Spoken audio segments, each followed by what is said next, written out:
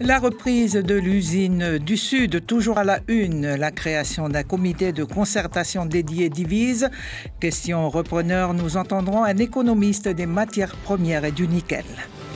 Nous irons à Lifou à la rencontre d'une gérante de gîte obligée de trouver d'autres activités pour pallier l'absence de touristes étrangers. La saison administrative feux de forêt s'ouvre aujourd'hui. Jusqu'au 15 décembre, la sécurité civile et les pompiers seront particulièrement mobilisés avec des moyens humains et matériels complémentaires. Les élus du Congrès ont entendu les différents acteurs autour du projet de rachat de l'usine du Sud, les présentations des offres de la Sofinor, Coréa Zinc et de BIMS, puis les discussions autour de l'agrément fiscal ont duré plusieurs heures. Autre sujet de discorde, la création d'un comité de concertation. Stéphanie Chenet. La salle pleine en début d'après-midi s'était vidée, mais les membres encore présents n'en avaient pas fini.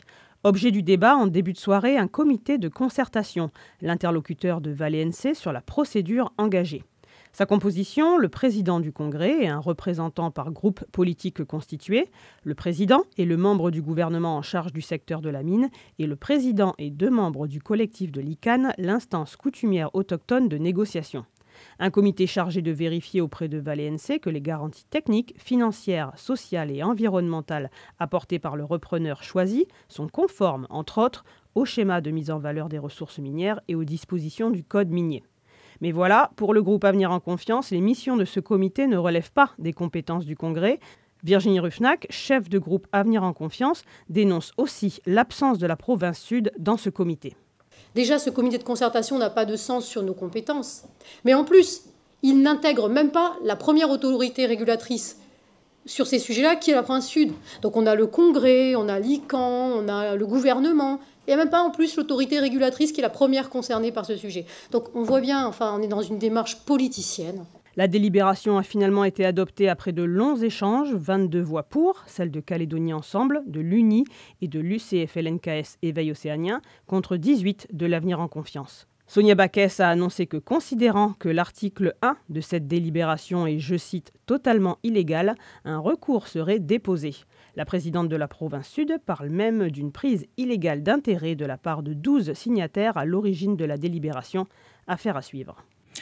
Toujours sur la reprise de l'usine du Sud, Nicolas Mazzucchi, chercheur à l'IRIS, Institut de Relations Internationales et Stratégiques et économiste des matières premières et du nickel, précise qu'en cas d'échec, l'usine pourrait être mise sous cocon et arrêtée et ses salariés licenciés, mais selon lui, ce serait compliqué. Ce qu'on peut dire, c'est qu'il y a un véritable intérêt pour cette usine, il y a un véritable intérêt globalement pour le nickel dans le panorama général de la transition énergétique, que ce soit pour les batteries ou d'autres applications. Donc c'est un bel actif et le délai est certes court, mais il peut être tenable. Qui pour reprendre éventuellement l'usine du Sud ? Beaucoup d'acteurs pourraient être techniquement intéressés. Il y a une offre à l'heure actuelle portée par Coréa Zinc principalement, mais on peut aussi envisager des choses qui se sont déjà vues au niveau d'autres métaux par exemple. On peut penser notamment à des fabricants de batteries, on peut penser à Tesla, qui cherche toujours en fait à fermer sa chaîne de valeur industrielle sur les batteries, ou éventuellement, si on regarde toujours la question des batteries, peut-être à des acteurs chinois dont la stratégie justement d'aller vers les questions minières s'est déjà vue sur le lithium et sur le cobalt. Fermer une usine, mettre sous cloche une usine comme Vale NC, si jamais on ne trouve pas de repreneur, est-ce que c'est envisageable? Est-ce que ça s'est déjà vu? Alors, mettre sous cloche une usine, mettre sous cloche une unité de production industrielle, ça s'est déjà vu. On a par exemple l'exemple de Renault Dieppe, qui a été mis sous cloche pendant quasiment une vingtaine d'années et qui a redémarré après d'importants investissements, évidemment pour la moderniser. Donc, est-ce que c'est faisable techniquement? Oui, c'est faisable. Néanmoins, se pose quand même la question, le jour où il faudrait la redémarrer, de la mise à niveau, puisque une usine qui ne fonctionne plus, c'est quand même une usine qui vieillit, c'est quand même une usine qui s'use. Nicolas Mazzucchi, chercheur et économiste, interrogé par Alain Janin et Nordine Ben Smaïl d'Outre-mer, la première. Les échanges promettent d'être houleux cet après-midi encore au Congrès qui se réunit pour un débat sur l'emprunt contracté par la Nouvelle-Calédonie auprès de l'Agence française de développement pour le financement des mesures prises suite à la crise du Covid. Cette séance fait suite à la motion préjudicielle déposée le 3 septembre dernier par Calédonie Ensemble et adoptée avec les voix des indépendantistes et de l'éveil océanien, motion qui avait empêché il y a quelques jours l'examen du budget supplémentaire de la Nouvelle-Calédonie. L'examen du budget supplémentaire reprendra dès demain. On part à Lifou, sur l'île. Les structures touristiques sont les premières touchées par la crise sanitaire. La fermeture de nos frontières prolongée jusqu'en mars 2021 enfonce un peu plus le clou, les touristes venant de l'étranger étant leur principale clientèle. Bella Patel est gérante d'un gîte au cœur de la tribu de Loingouni, dans le sud de Lifou, et elle ne manque pas d'idées pour faire face aux difficultés financières. Reportage Clarisse Watoué. Là, en ce moment, financièrement, c'est difficile. Bella Patel dirige ce petit gîte depuis plus de 10 ans. Depuis le début de la crise sanitaire en mars dernier et l'absence de clientèle extérieure, son activité est mise à mal. Il faut compter 10 clients, 10-15 clients. C'est pas beaucoup dans le mois, quand on voit qu'il y a 31 jours dans le mois. Vous en accueillez combien avant le Covid? Non, un peu plus, peut-être le double, ou même plus que le double. Patente, RUAM, facture d'électricité et facture d'eau, chaque mois son activité génère des frais allant jusqu'à 100 000 francs. Je suis obligée de m'organiser avec les organismes à qui je dois de l'argent, comme la CAFAT, RUAM et tout. Bella a pu bénéficier des aides de l'État et de la province des îles pour maintenir son entreprise à flot, mais la mère de famille, de son côté, organise des petites ventes pour payer certaines factures. Vendredi, je vais faire une petite activité pour essayer de combler, pour au moins payer un peu mes traites et tout ça. Sinon, après, si ça continue, je vais faire opération Bougna. On fait de l'agriculture, il y a les ignames, les patates là. Il faut trouver des solutions. Bella avoue, les clients de l'étranger lui manquent. Mais j'aime bien recevoir des gens de l'extérieur chez moi. On parle de plein d'autres choses qui changent de la vie communautaire que j'en a l'habitude dans les îles.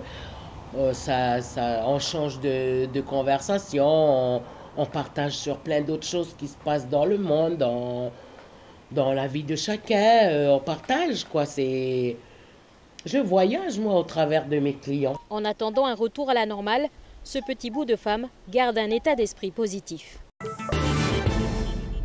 Le trafic Tanéo, toujours perturbé sur la partie du réseau exploité par Carsud en raison du mouvement déclenché le 4 septembre dernier par l'intersyndicale UT-CFE-CGC, U105 USTKE qui dénonce les conditions de travail des conducteurs et plus particulièrement les méthodes de management. Il faudra donc être patient encore aujourd'hui avec un néobus sur 2, soit toutes les 30 minutes en journée et toutes les 15 minutes aux heures de pointe. Une réunion est prévue cet après-midi à 14h avec la direction de Carsud, l'actionnaire principal Promosud et l'intersyndicale. Le réseau Rail suspend certaines de ses lignes à partir de vendredi. La société entend ainsi protester contre les dégradations subies par l'un de ses véhicules samedi dernier vers 1h du matin lors de son passage à Sainte-Marie sur la commune de Puebo. Les portes du supermarché géant Sainte-Marie à Nouméa sont restées fermées ce matin. Une cinquantaine de grévistes de l'U105 dénoncent des tensions, je cite, et reprochent à la direction une mauvaise gestion du personnel. La saison sèche débute aujourd'hui, une période particulière pour les pompiers du territoire. Après le bilan catastrophique de 2019 et ses 37 000 hectares brûlés sur l'année, la plus grande vigilance est de mise. Le territoire compte près de 800 pompiers répartis dans 22 casernes communales et 2 de la sécurité civile. Les moyens matériels se renforcent également avec 13 véhicules supplémentaires cette année, mais aussi des drones. Le capitaine Alexandre Rossignol, officier de communication de la sécurité civile, ont précisé ce matin les multiples applications. Les drones ont plusieurs spectres, c'est-à-dire qu'ils peuvent à la fois aider au commandement, c'est-à-dire que quand on arrive sur des zones de feu, au lieu de mettre un hélicoptère en vol qui coûte cher, on met un drone et qui va pouvoir, en retour vidéo immédiat, nous donner une vision de l'ampleur du sinistre et définir nos actions. Donc améliorer la réactivité, améliorer la réactivité. C'est surtout une aide de décision auprès du commandant des opérations de secours qui est sur feu, mais apporte d'autres applications. Par exemple, sur une fuite de produits chimiques dans une usine quelconque, on peut envoyer un drone survoler la zone. Dans des sauvetages milieux périlleux, on a des systèmes où on peut accrocher petite corde pour aller amener à la victime. Donc il y a plein d'autres applications. On est au début. Ce groupe a été formé, le matériel arrive, parce qu'il y a le matériel qui était plutôt le matériel de formation et devrait être mis en application très très rapidement. On va voir sur cette saison ce que ça donne. Le capitaine Alexandre Rossignol était l'invité de la matinale ce mardi. Il répondait à Anne-Claire Lévesque. Alors que la saison sèche se prépare, les pompiers comptent avant tout sur le civisme des Calédoniens pour limiter au maximum les incendies. Le peloton de surveillance et d'intervention à cheval de Népuy était engagé auprès de la brigade de Poindimier pendant 2 semaines. Cette mission de contact avec la population a permis aux gendarmes à cheval de se rendre dans des tribus et dans une école et de participer aux recherches d'une personne disparue. Marguerite Poigoun. 4 gendarmes à cheval, ça attire la curiosité des habitants. Le contact avec la population est plus facile.